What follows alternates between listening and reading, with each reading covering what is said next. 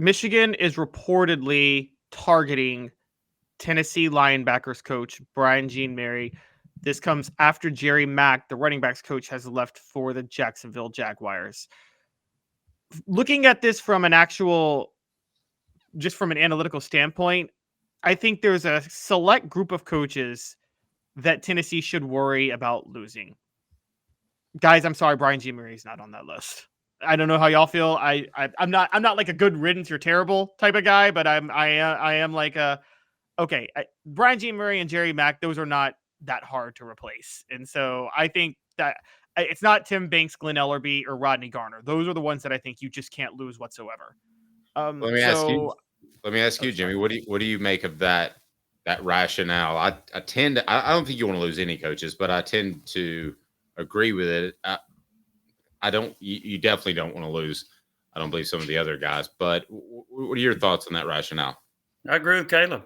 I think that the Jerry Mack is replaceable. I think Brian Jean-Mary is replaceable. I think that they can find people. They would not be on my top three, as Caleb mentioned, on my top three of assistants that you have to keep.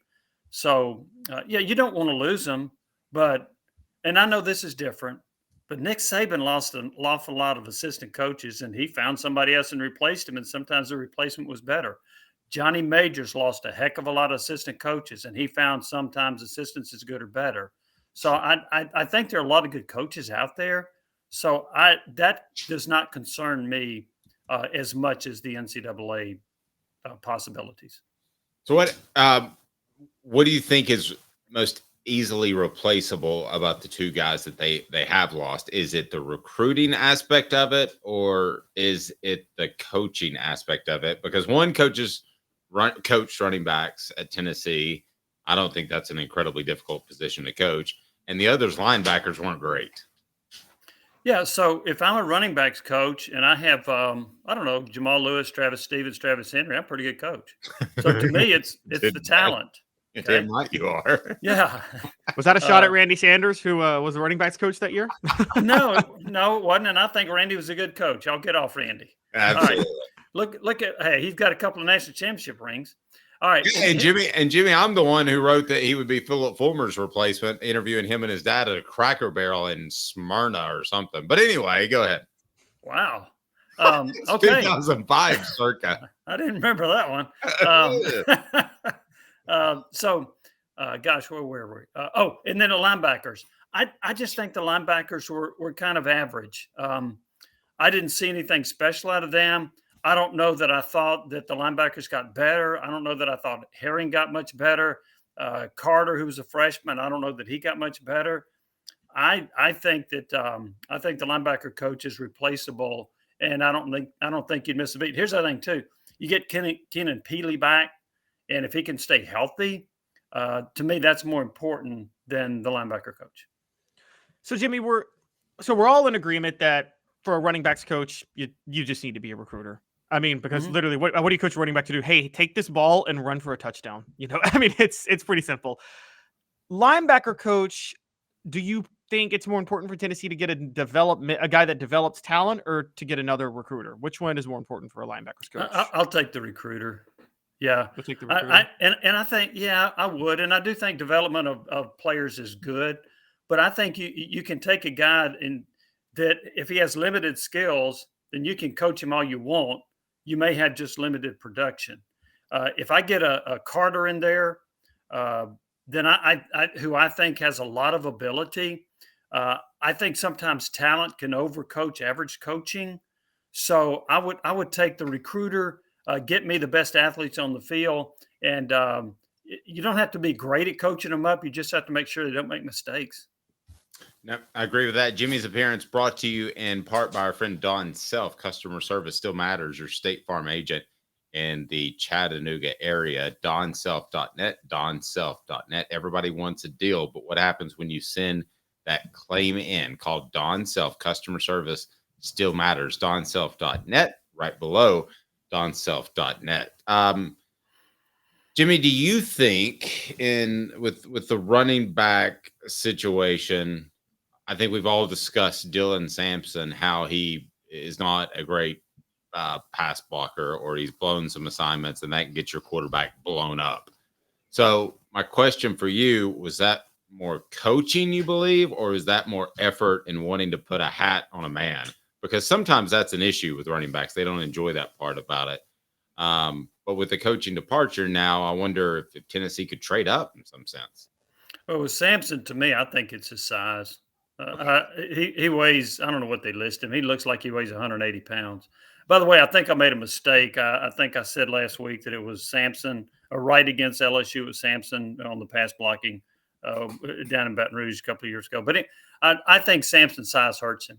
Jalen Hurd was a terrific pass protector as a running back. Why? Well, he was 6'4" and about 225 pounds. You need some size to be able to do that, because you got linebackers that a lot of times are that are coming at you in a blitz. They're unblocked. They weigh 235 pounds. They're going to run over you. And that's what they did to Sampson. So I don't think it's an effort problem. I just don't think he's big enough to do it.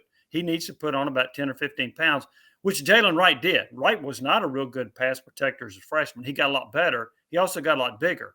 And he was reluctant to put on the weight because he thought he would lose his speed. He didn't. Tennessee needs to apply the same formula to Sampson. Put on some weight, make sure he doesn't lose any speed. That'll help him be a better blocker in pass protection. So is there anything you can teach him out of the size aspect of it, or is I mean, they did have some small guys and Travis Stevens. They had some other guys. I mean, I guess what I'm asking is how good could it get in pass protection, or is there always going to be kind of a glass ceiling there? But technique plays a role in it.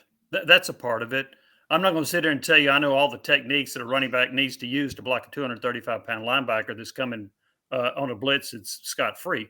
But I think technique is a part of it, where you hit him. You don't want to go up high. He's going to run right over you. So I do think that's a part of it. Your stance and your blocking plays a factor in that as well. So, and your footwork in regard to that. So you can improve that with your fundamentals, but only to a certain degree. You still need to have, I think, some size to be able to do that. And look, I can't go back and say, hey, I saw Travis Stevens use this particular technique to improve. I don't know that, but I do think the fundamentals of it would help Sampson improve. Yeah, but I want to get back to linebackers, but I would say if at that point, and just a quick mention, Alvin Kamara, I always compared him to Alvin Kamara, but Jimmy, you're right. I just looked it up. Alvin Kamara was 215 when he was at Tennessee, and Dylan Sampson's 190. So big difference. Generous 190. Yeah. And I really didn't realize they were 25 pounds plus apart. Oh, yeah. Wow. So getting back to the linebackers a little bit. So do you think the development issue, do you think it was a concern that guys like Arian Carter didn't see the field towards the end of the year as much as they should have? Because we heard so much talk about him. So is it almost like you're not really sad to see Brian Jean-Marie go, if that's the case? Well, I don't know that I would put it all on him in that perspective. I did see the linebackers chasing people in pass coverage too much, which gets back, in my opinion, to some coaching. Did the players not recognize it? Did they not know they had the back out of the backfield? Did they not know they had the tight end? Those are things, because I don't always know the coverage. What was the coverage call? Was it man? Was it zone? What was your responsibility? A lot of that is hard for me to determine. I just know I saw linebackers chasing receivers too often, and even linebackers that had some speed. But if you don't know where to go, then the speed is negated, right? So I think some of it was play recognition by linebackers, which to a degree gets back to coaching. Now, if you're a freshman, I understand that a little bit more.